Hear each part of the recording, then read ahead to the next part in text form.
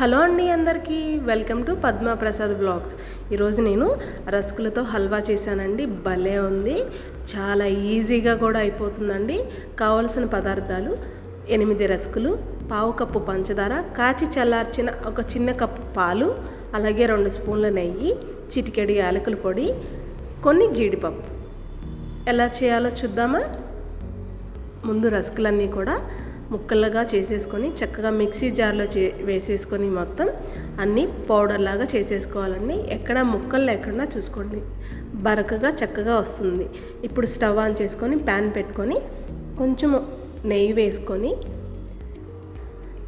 Pan అంతా నెయ్యి అంతా స్ప్రెడ్ చేసి జీడిపప్పులు వేసి చక్కగా వేయించుకోవాలి దోరగా. మీకు ఇందులో ఎన్ని నచ్చితే అన్ని డ్రై ఫ్రూట్స్ అన్నీ వేసుకోవచ్చు. నేను ఓన్లీ జీడిపప్పే వేశాను. జీడిపప్పు వేయించేసుకున్నాను, తీసి పక్కన పెట్టేసుకున్నాను. ఇప్పుడు అదే ప్యాన్లో మనం పౌడర్ లాగా చేసుకున్న రస్కుల పౌడర్ని కూడా వేసి చక్కగా దోరగా గోల్డెన్ కలర్ వచ్చేదాకా ఫ్రై చేసుకోవాలి. మాడనివ్వకుండా చూసుకోండి. కలర్ చేంజ్ అయ్యిందంటే అయిపోయినట్టే అర్థం. చూసారా, అయిపోయింది.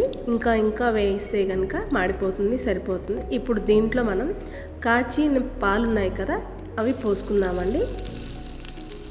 చక్కగా పోసుకొని ఉండలు లేకుండా మొత్తం అంతా కూడా కలిసేటట్టు కలుపుకోవాలి. కలుపుతూనే ఉండండి. చూసారా, మొత్తం అంతా కూడా ఉండలు లేకుండా కలిపేశాను. దగ్గరగా అయిపోయినప్పుడు ఇప్పుడు దీంట్లో పావు కప్పు వరకు నేను షుగర్ వేసుకుంటున్నాను.